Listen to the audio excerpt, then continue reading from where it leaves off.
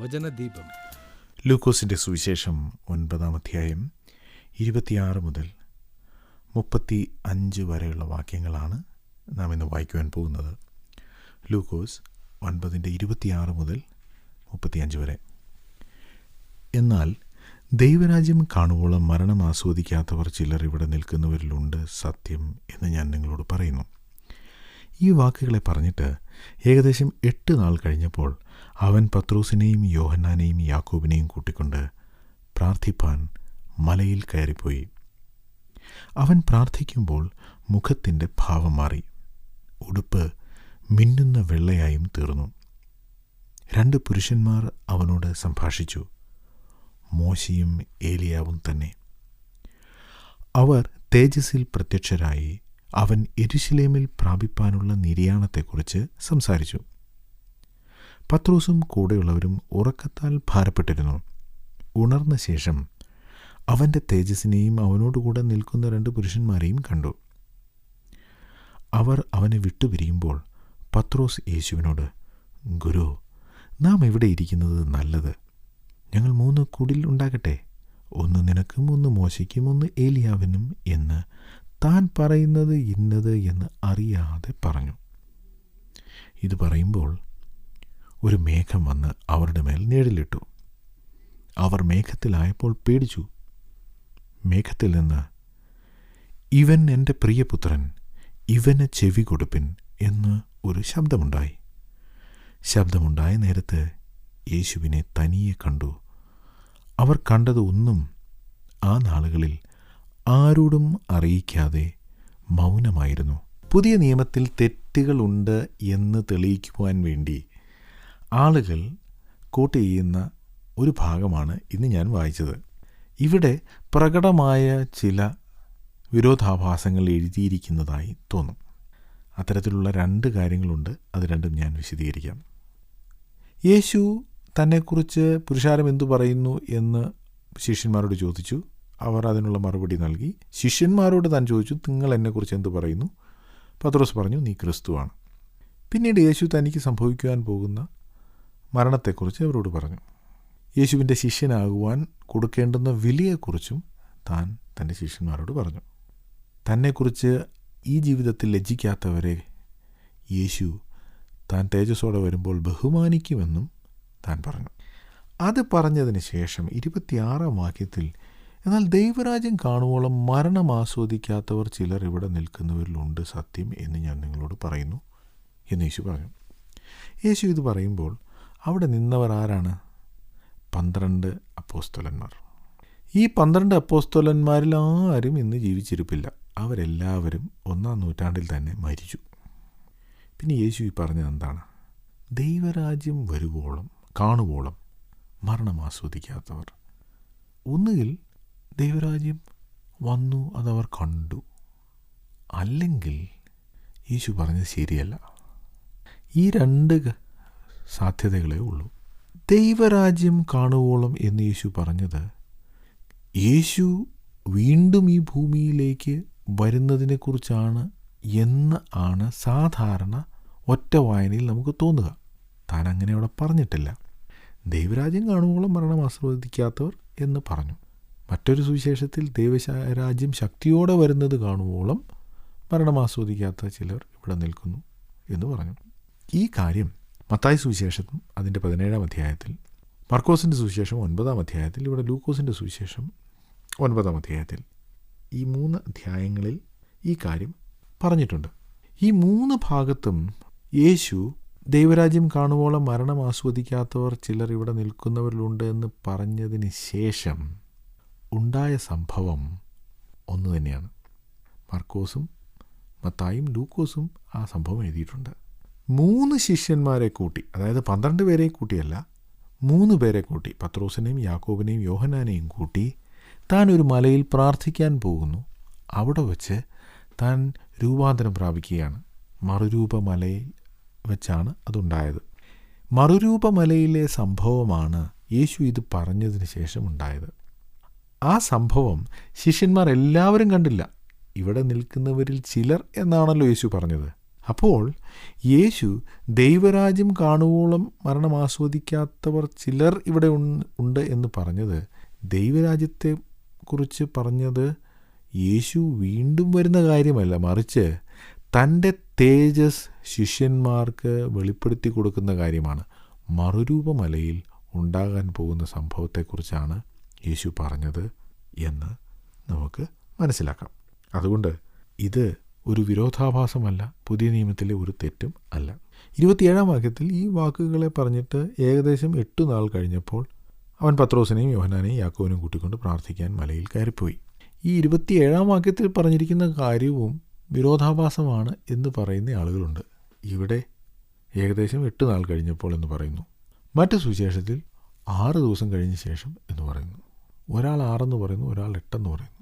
ഇവിടെ നാം ശ്രദ്ധിക്കേണ്ട കാര്യം, 2 വ്യക്തികൾ പരസ്പരം അറിയാതെ എഴുതിയതാണ് ഈ സുവിശേഷങ്ങൾ.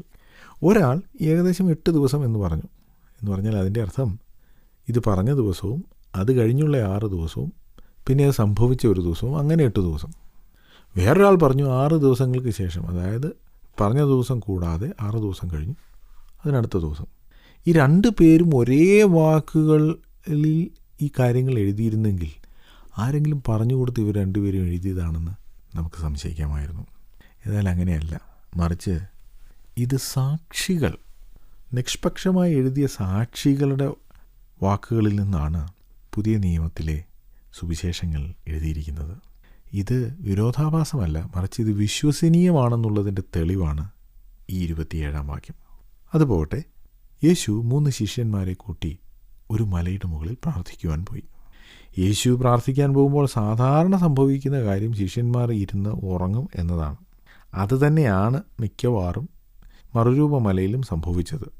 താൻ പ്രാർത്ഥിച്ചുകൊണ്ടിരുന്നപ്പോൾ സാധാരണ സംഭവിക്കാത്തൊരു സംഭവം ഉണ്ടായി. തൻ്റെ മുഖഭാവം മാറി ഉടുപ്പ് മിന്നുന്ന വെള്ളയായിത്തീർന്നു.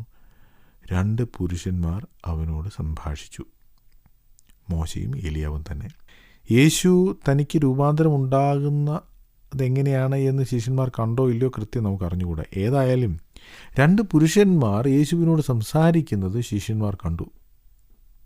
അത് മോശയും ഏലിയാവുമാണെന്ന് അവർക്ക് മനസ്സിലായി. എന്താണ് മോശയുടെയും ഏലിയാവിൻ്റെയും പ്രത്യേകത?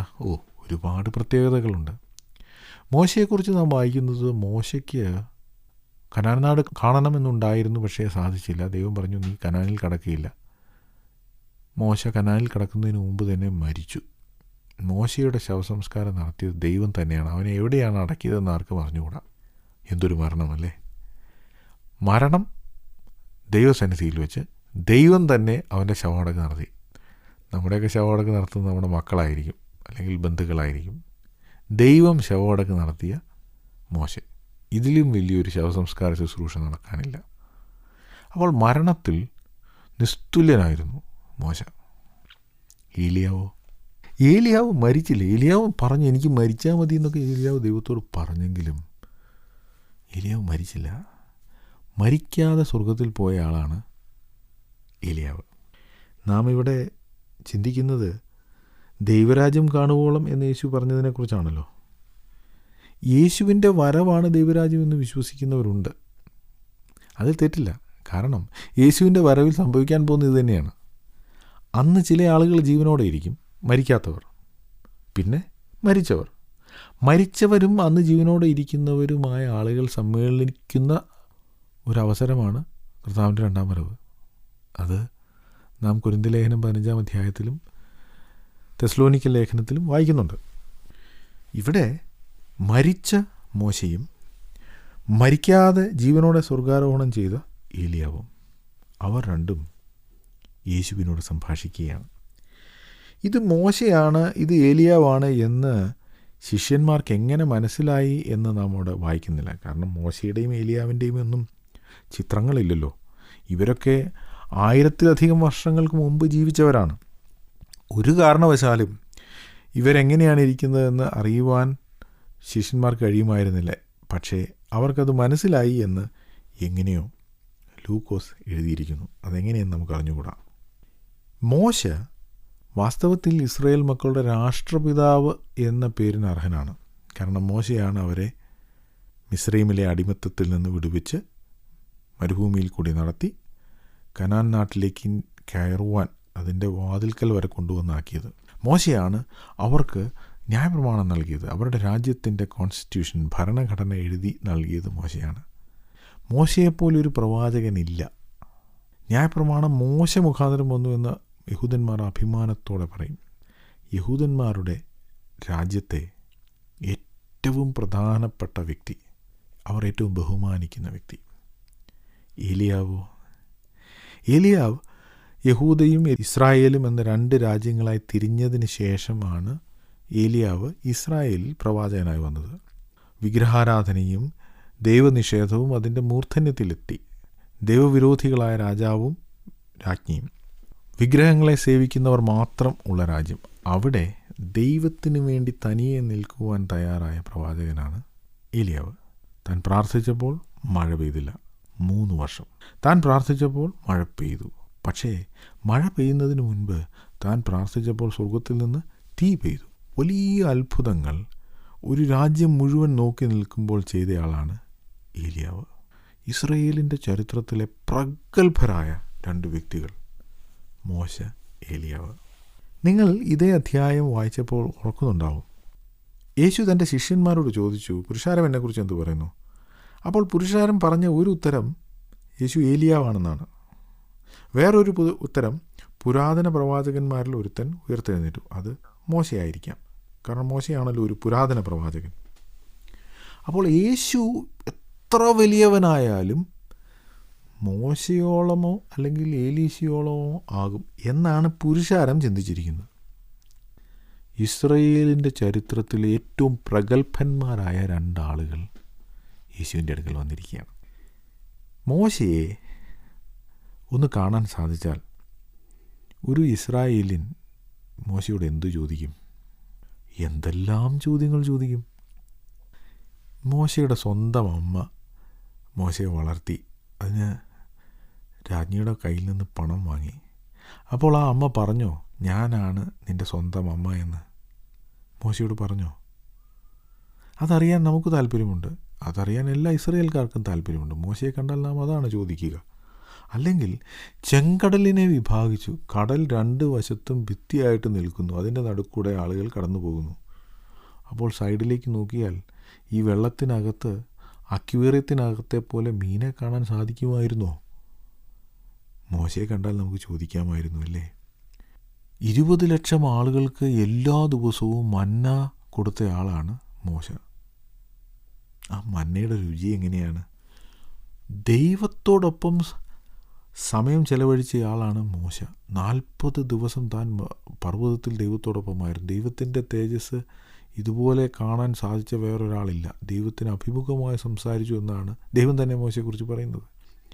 സീനായി മലയിലുള്ള തൻ്റെ അനുഭവം ഒന്ന് പറയാമോ എന്ന് ഇസ്രായേൽ മക്കൾ മോശയോട് ചോദിക്കും. ഇങ്ങനെ ആളുകൾക്ക് അറിയാൻ താല്പര്യമുള്ള ഒരുപാട് കാര്യങ്ങൾ പറയാൻ മോശയ്ക്ക് സാധിക്കും. അതുപോലെ തന്നെയാണ് ഏലിയാവും. സ്വർഗത്തിലേക്ക് ചുഴലിക്കാറ്റിൽ എടുക്കപ്പെടുക എന്ന് പറഞ്ഞാൽ അതെന്തൊരു അനുഭവമാണ്. അതിനെക്കുറിച്ചൊന്ന് പറയാമോ? എങ്ങനെ ഒരു രാജാവിനും രാജ്ഞിക്കുമെതിരെ തനിയെ നിൽക്കാനുള്ള ധൈര്യം തോന്നി? അതിനെക്കുറിച്ചൊന്ന് പറയാമോ? ഇതൊക്കെയായിരിക്കും ആളുകൾ ഏലിയാവിനോട് ചോദിക്കുക. ഇതൊക്കെയാണ് അവർക്ക് പറയാനുള്ളതും. മാത്രമല്ല, മോശയ്ക്ക് കനാൻ നാട് കാണണമെന്ന് വലിയ ആഗ്രഹമുണ്ടായിരുന്നു. ഇപ്പോൾ മോശ കനാൻ നാട്ടിൽ വന്നിരിക്കുകയാണ്. മോശയ്ക്ക് ആ നാട്, അതൊക്കെ എങ്ങനെയുണ്ട്, പാലും തേനും ഒഴുകുന്ന നാട്, ഇതൊന്ന് കാണാൻ, നടന്ന് കാണാൻ മോശയ്ക്ക് താല്പര്യമുണ്ടായിരിക്കില്ലേ? പക്ഷേ അവർക്ക് ഇത്തരം ഒരു കാര്യങ്ങളും പറയാനോ കേൾക്കാനോ താല്പര്യമില്ലായിരുന്നു. അവർ യേശുവിനോട് സംസാരിച്ച ഒരേ ഒരു വിഷയം, യേശു യെരുശലേമിൽ പ്രാപിക്കാനുള്ള നിര്യാണം. സ്വർഗത്തിൽ നിന്ന് വന്ന 2 പേർ. അവർ സംസാരിക്കുന്നത് ഭൂമിയിൽ യെരുശലേം പട്ടണത്തിൽ ചില ആഴ്ചകൾക്ക് ശേഷം നടക്കുവാൻ പോകുന്ന ഒരു ക്രൂശ് മരണത്തെക്കുറിച്ചാണ് അവർ സംസാരിക്കുന്നത്. അതിൻ്റെ അർത്ഥം എന്താണ്? സ്വർഗത്തിലെ സംസാര വിഷയമാണ് യെരുശലേമിൽ നടക്കുവാൻ പോകുന്ന ആ ക്രൂശ് മരണം. ആയിരക്കണക്കിന് ആളുകളെ റോമൻ ഗവൺമെൻറ് ക്രൂശിച്ചു കൊന്നിട്ടുണ്ട്. പാലസ്തീനിൽ പലയിടത്തും ആളുകളെ ക്രൂശിച്ചു കൊന്നിട്ടുണ്ട്. പക്ഷേ അതൊന്നുമായിരുന്നില്ല സ്വർഗത്തിലെ സംസാര വിഷയം. ഈ വരുന്ന പെസഹ ദിവസങ്ങളിൽ ഒരു വ്യക്തി യെരുശലേമിൽ ക്രൂശിക്കപ്പെടും. ആ ക്രൂശ് മരണത്തെക്കുറിച്ചാണ് മോശയ്ക്കും ഏലിയാവിനും പറയാനുള്ളത്. അതിൻ്റെ കാരണം, അന്ന് ക്രൂശിൽ മരിക്കുവാൻ പോകുന്നത് ഒരു കുറ്റവാളിയല്ല, ഒരു ക്രിമിനലല്ല. ദൈവം മനുഷ്യാവതാരം ചെയ്ത ദൈവപുത്രനായ കർത്താവായ യേശുക്രിസ്തുവാണ്. തൻ്റെ ക്രൂശിലെ മരണമാണ് സ്വർഗത്തെയും ഭൂമിയിലുള്ള മനുഷ്യരെയും തമ്മിൽ നിരപ്പിക്കുവാൻ പോകുന്നത്. ആ ഒരു മരണത്തിൻ്റെ അടിസ്ഥാനത്തിലാണ് മനുഷ്യർ പാപമോചനം നേടി ദൈവത്തോടടുത്ത് വരുന്നത്, മനുഷ്യർ ദൈവമക്കളായിത്തീരുന്നത്. മനുഷ്യരുടെ അനേകമായ പാപങ്ങൾ ക്ഷമിച്ചു കിട്ടുവാൻ ഉള്ള ഏക വഴി ആ ക്രൂശിൽ നടക്കുന്ന യാഗമാണ്. ഇസ്രായേൽ മക്കൾ ചെയ്തിരുന്ന എല്ലാ യാഗങ്ങളെക്കുറിച്ചും അതിൻ്റെ എല്ലാ ഡീറ്റെയിൽസും വിശദമായി എഴുതി കൊടുത്ത ആളാണ് മോശ. ആ യാഗങ്ങളെ എല്ലാം മാറ്റി വച്ചിട്ട് മോശ പറയുന്നത്, യെരുശലേമിൽ വരാൻ പോകുന്ന ഒരു യാഗം, പരമയാഗം. പാപം ചെയ്ത് ശീലിച്ചു പോയ ഒരു ജാതിയോട് ദൈവവചനം വിളിച്ചറിയിക്കുകയായിരുന്നു ഏലിയാവിൻ്റെ ശുശ്രൂഷ. താൻ അതിനുവേണ്ടി സ്വർഗത്തിൽ നിന്ന് തീയിറക്കി ബാലിൻ്റെ പ്രവാചകന്മാരെ കൊന്നു. പക്ഷേ ആ നാട്ടിലെ ജനങ്ങൾ വീണ്ടും 2 തോണിയിൽ കാൽ ചവിട്ടുന്നവരായിരുന്നു. അവർ പാപ സ്വഭാവം വിട്ട് ദൈവത്തെങ്കിലേക്ക് തിരിഞ്ഞില്ല.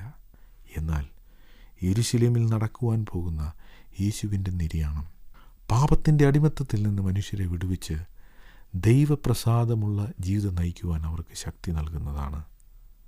അതുകൊണ്ടാണ് മോശയും ഏലിയാവും യേശു യെരുശലേമിൽ പ്രാപിക്കുവാൻ പോകുന്ന നിര്യാണത്തെക്കുറിച്ച് സംസാരിച്ചത്. ഇതൊന്നും ശിഷ്യന്മാർക്ക് വലിയ വിഷയമായിരുന്നില്ല. അവർ നോക്കിയപ്പോൾ ഞങ്ങളുടെ ഗുരു അത്ര കുറഞ്ഞയാളൊന്നുമല്ല, മോശയുടെയും ഏലിയാവിൻ്റെയും കൂടെ ഇരുന്ന് സംസാരിക്കുന്നു. ഞങ്ങളുടെ ഗുരു വലിയവനാണ്.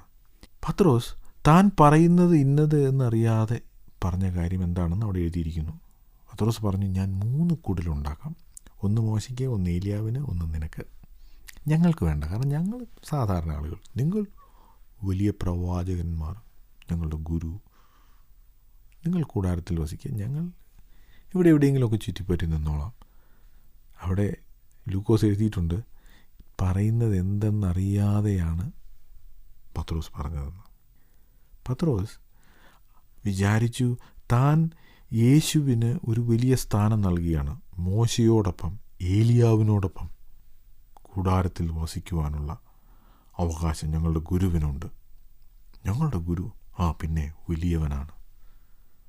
പത്രോസ് ഇത് പറഞ്ഞതും ഒരു മേഘം വന്ന് അവരെ മൂടി. മേഘത്തിൽ നിന്ന് ഒരു ശബ്ദം, ഇവൻ എൻ്റെ പ്രിയപുത്രൻ. ഈ അധ്യായത്തിലെ ഒരു പ്രധാന വിഷയം ഇവൻ ആരാണെന്നുള്ളതാണ്. ഹെരോദ രാജാവ് അതിശയിച്ചു, ഇതാരാണ്? യോഹന്നാൻ സ്നാപകനാണോ? അവൻ ഉയർത്തെഴുന്നേറ്റതാണോ? അവൻ ചഞ്ചലിച്ചു. പുരുഷാരം യോഹന്നാൻ സ്നാപകനാണോ? ഏലീശയാണോ? മോശയാണോ? ഇവൻ ആരാണ്? പത്രോസിന് യേശുവിനെ മോശയോടും ഏലിയാവിനോടും കൂടെ കണ്ടപ്പോൾ ഇവൻ ക്രിസ്തുവാണെന്ന് എനിക്കറിയാമായിരുന്നു. എന്ന് വെച്ചാൽ ദൈവം അഭിഷേകം ചെയ്തവൻ, അഭിഷിക്തൻ, മിശിഹ, മോശയുടെയും ഏലിയാവിൻ്റെയും സ്റ്റാൻഡേർഡുള്ളവൻ. അതുകൊണ്ടാണ് പത്രോസ് പറഞ്ഞത്, ഞാൻ 3 കുടിലുകൾ ഉണ്ടാക്കാം. ദൈവം ഉടൻ തന്നെ പ്രതികരിച്ചു, അല്ല, മോശയും ഏലിയാവും വെറും മനുഷ്യരാണ്. ദൈവം തെരഞ്ഞെടുത്ത മനുഷ്യരാണ്. ദൈവം തൻ്റെ ജോലി ഏൽപ്പിച്ച ദാസന്മാരാണ്. ഇവൻ എൻ്റെ പ്രിയപുത്രൻ. യേശു മിശിഹയാണ്, അഭിഷിക്തനാണ്. മോശയും ഏലിയാവും അവരും അഭിഷേകം ചെയ്യപ്പെട്ടവരാണ്. എന്നാൽ ക്രിസ്തു അവരെപ്പോലെയല്ല, ദൈവത്തിൻ്റെ പുത്രൻ. ദാസൻ യജമാനൻ പറയുന്നത് ചെയ്യുന്നു, പുത്രനോ അവൻ ഭവനത്തിൽ എന്നേക്കും വസിക്കുന്നു. അതാണ് വ്യത്യാസം. സ്വർഗത്തിലെ ദൈവം പറഞ്ഞു, ഇത് അഭിഷിക്തനല്ല, അഭിഷേകം ചെയ്യപ്പെട്ടിട്ടുണ്ട് ശരിയാണ്, പക്ഷേ ഇവൻ എൻ്റെ പ്രിയപുത്രൻ. വർഷങ്ങൾക്ക് ശേഷം പത്രോസ് കാര്യങ്ങളൊക്കെ മനസ്സിലാക്കി. താൻ ഇന്നത് ആണ് പറയുന്നത് എന്ന് അറിയാതെയാണ് ലൂക്കോസിൻ്റെ സുവിശേഷം 9-ാം അധ്യായത്തിൽ പത്രോസ് സംസാരിച്ചത്. എന്നാൽ വർഷങ്ങൾക്ക് ശേഷം പത്രോസിന് കാര്യങ്ങളൊക്കെ മനസ്സിലായപ്പോൾ പത്രോസ് പറഞ്ഞത് എന്താണെന്നോ? 2 പത്രോസ് 1-ാം അധ്യായം അതിൻ്റെ 16-ാം വാക്യം മുതൽ ഞാൻ വായിക്കുന്നു. പത്രോസാണിത് പറഞ്ഞത്. ഞങ്ങൾ നമ്മുടെ കർത്താവായ യേശുക്രിസ്തുവിൻ്റെ ശക്തിയും പ്രത്യക്ഷതയും നിങ്ങളോട് അറിയിച്ചത് നിർമ്മിത കഥകളെ പ്രമാണിച്ചല്ല, അവൻ്റെ മഹിമ കണ്ട സാക്ഷികളായി തീർന്നിട്ടത്രേ. ഇവൻ എൻ്റെ പ്രിയപുത്രൻ, ഇവങ്കൽ ഞാൻ പ്രസാദിച്ചിരിക്കുന്നു എന്നുള്ള ശബ്ദം മേഘത്തിൽ നിന്നല്ല, അതിശ്രേഷ്ഠ തേജസ്സിങ്കിൽ നിന്ന് വന്നപ്പോൾ പിതാവായ ദൈവത്താൽ അവന് മാനവും തേജസ്സും ലഭിച്ചു. ഞങ്ങൾ അവനോടുകൂടെ വിശുദ്ധ പർവ്വതത്തിൽ ഇരിക്കുമ്പോൾ സ്വർഗത്തിൽ നിന്നും ഈ ശബ്ദം ഉണ്ടായത് കേട്ടു. പത്രോസ് പറയുകയാണ്, ഈ ശബ്ദം മേഘത്തിൽ നിന്നല്ല, സ്വർഗത്തിൽ നിന്നാണ്. ഈ ശബ്ദം മേഘത്തിൽ നിന്നല്ല, ദൈവത്തിൽ നിന്നാണ്. ഇതിൻ്റെ സോഴ്സ്, ഇതിൻ്റെ ഉറവിടം പിതാവായ ദൈവമാണ്. പിതാവായ ദൈവം തൻ്റെ പുത്രന് മാനവും തേജസ്സും നൽകിയതാണ്. വർഷങ്ങൾക്ക് ശേഷം പത്രോസിന് താൻ പറയുന്നത് എന്താണെന്ന് മനസ്സിലായി. പൂർണ്ണമായും മനസ്സിലാക്കിക്കൊണ്ട് പത്രോസ് പറയുന്നു, പിതാവായ ദൈവത്താൽ അവന് മാനവും തേജസ്സും ലഭിച്ചു. പ്രിയ സുഹൃത്തേ, യേശു എന്നും ചോദിക്കുന്നു, പുരുഷാരം എന്നെക്കുറിച്ച് ഞാൻ ആരാണെന്നാണ് പറയുന്നത്? മോശയെപ്പോലെയോ ഏലിയാവിനെക്കുറിച്ച് പോലെയോ ഉള്ളൊരു പ്രവാചകനാണ് എന്ന് പലരും വിശ്വസിക്കുന്നു. പക്ഷേ യേശു മോശയെയും ഏലിയാവിനെയും മറ്റെല്ലാ പ്രവാചകന്മാരെയും അയച്ച ദൈവപുത്രനാണ്. ആ യേശുവിൽ വിശ്വസിക്കുന്നവർക്ക് നിത്യജീവനുണ്ട്. താൻ യെരൂശലേമിൽ ഏറ്റ ആ മരണം, അതാണ് സ്വർഗത്തിലെ ചർച്ചാ വിഷയം. സ്വർഗത്തിൽ ഏറ്റവും പ്രധാനപ്പെട്ട സംഭവം ദൈവപുത്രനായ യേശുവിൻ്റെ യെരൂശലേമിലുള്ള യാഗമരണമായിരുന്നു. ആ മരണത്തിൽ വിശ്വസിച്ച് ആശ്രയിക്കുന്നവർക്ക് നിത്യജീവനും പാപമോചനവും ദൈവം നൽകുന്നു. പത്രോസ് തന്നെ പറഞ്ഞു, മറ്റൊരുത്തനിലും രക്ഷയില്ല, നാം രക്ഷിക്കപ്പെടുവാൻ ആകാശത്തിൻ്റെ കീഴിൽ നൽകപ്പെട്ട മറ്റൊരു നാമവുമില്ല.